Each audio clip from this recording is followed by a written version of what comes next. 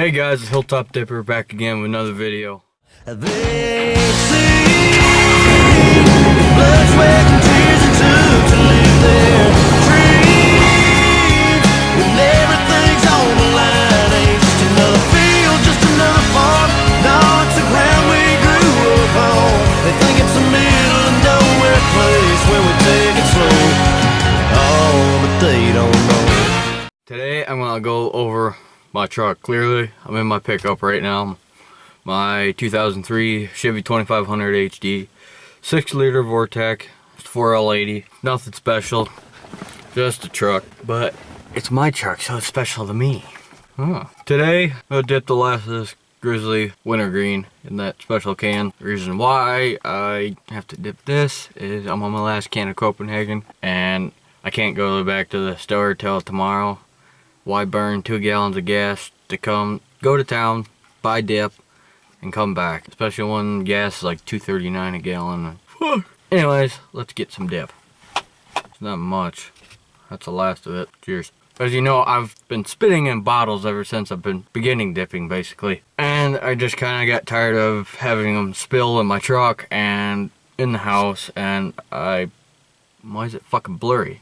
What the shit? I don't know why I was like that. I bought myself useful dipping materials. Mud jug, yes, I got mud jugs.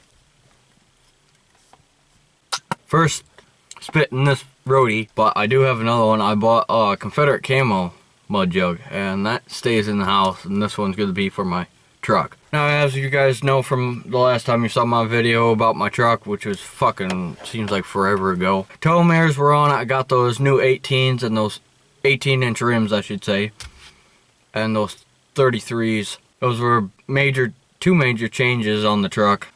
My truck hasn't changed much, honestly. Let's go outside. One change I did to the truck, I got I think it's 08 style badging on the doors, both doors, driver's and passenger side. Tires would be 3. Well, one of 3.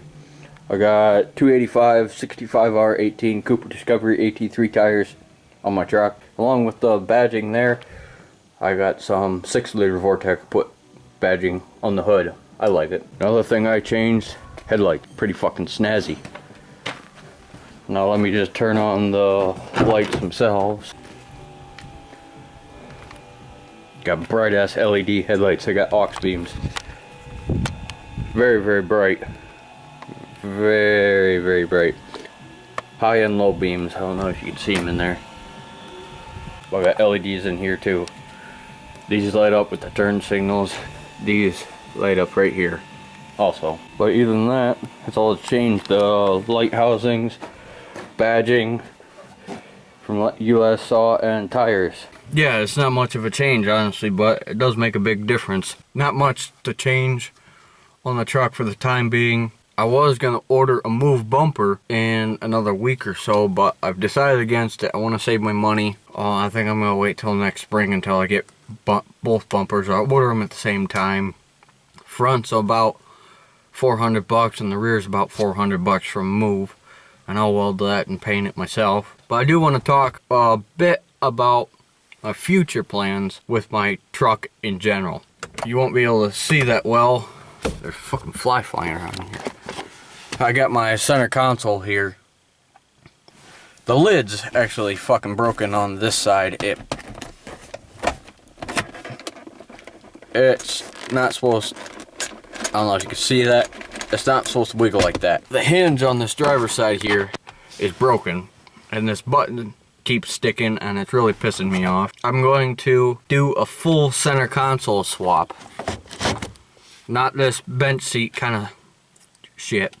Full center console will go up and buckle underneath the, I don't know how well you guys are going to tell. Gonna come up underneath here, go all the way up on the floor, and basically end right here with this bezel piece. It comes underneath the dash bezel here. With that, I don't know how much I'm going to fucking pay. I'm going to try to go to a junkyard and find a charcoal gray one that is the color of my interior. I'm gonna do that, try to do that, because I dislike these bench seats actually very much, and I do not like how the center the cup holders are down low, right on, basically on the floor. I kind of dislike that. I like my cups.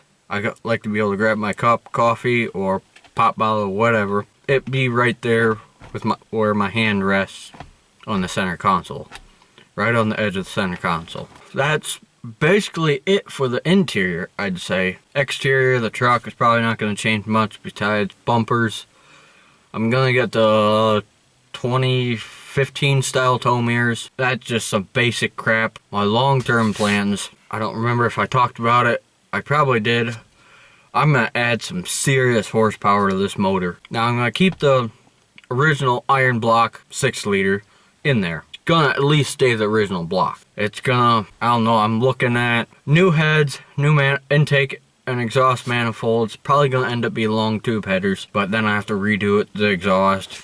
But I want to be able to run it into the Corsa exhaust I have now. Probably going to be with that. The heads, I'm going to get rockers done. I'm going to put different rockers on it, rocker arms, camshaft. Fucking dogs popping up on the side of my truck. Hardened push rods, since I'm going to do some better gasket, head gaskets, since I'll be there. I don't think I'm going to block shave down. I think it'll be alright, but I'm going to put some studs in it, just like ARP head studs, just so I can make sure I don't blow a gasket. Even though it's not boosted, I'm not going to put a supercharger or a turbo on it. If anything, I'll feel my utmost desire to, and I want to push some serious horsepower when I get the motor fully built.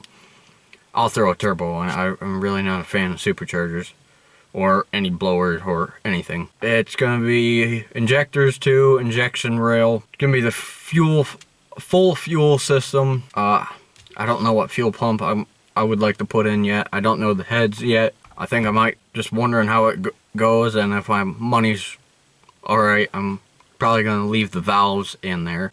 Original valves. Obviously going to do valve springs and spring retainers and all that shit. It's going to get throttle body, obviously, and probably some other little miscellaneous things. I'm going to upgrade the transcooler and radiator, obviously. Going to put new, bigger transcooler lines in it just to get a little bit better flow of the transmission.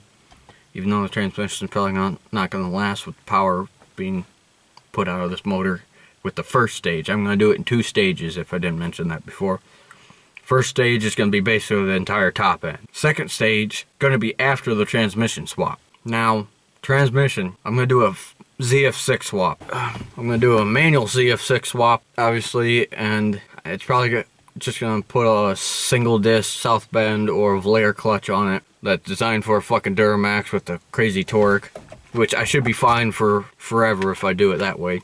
Doing my research on that, I'd have to, for the swap to work, I need a NV4500 flywheel. So for the 6 liter, obviously, because some 6 liters did come with an NV4500.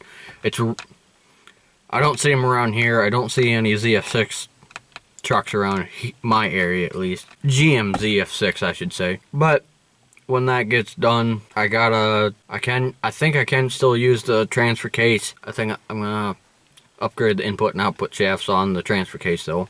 I do think I need a different rear main seal. I have to do a little bit more research because I read somewhere that the automatic rear main seal to the manual rear main seal is about 4/100ths of an inch difference.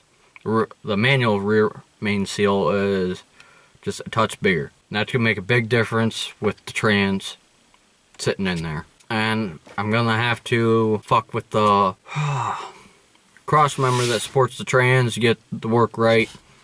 Well, sit right. I would also have to get new drive shafts for, well, the main drive shaft and the transfer case drive shaft. And when that's done, I'm gonna put greasable U-joints on the drive shaft that comes out of the transfer case that goes up to the front end, because currently on this truck, I don't know if it's like that on other GM trucks, but the the drive shaft that goes from the transfer case up to the front end is, well, it doesn't have greasable U-joints. I kind of dislike that. There's something else I had to do. I will have to do. Oh, that's right. To get the truck to start without having it tuned, there is a wire that runs into the trans, and it has to have 12 volts for the truck to start. And I read something online where you can cut that and hook it to something else. I don't remember exactly which wire's going where, but you hook that, you could start your truck with a manual that was originally automatic. When I do that, I'll have the truck tuned when the swap occurs. Anyway, so I think I'll have reflashed, I should say, to work with the ZF6 so I don't have to cut any wires, hopefully. But I'll have to rig up. I don't think I'm ever gonna use the fucking tow haul button on the truck. I never have. Never had the need.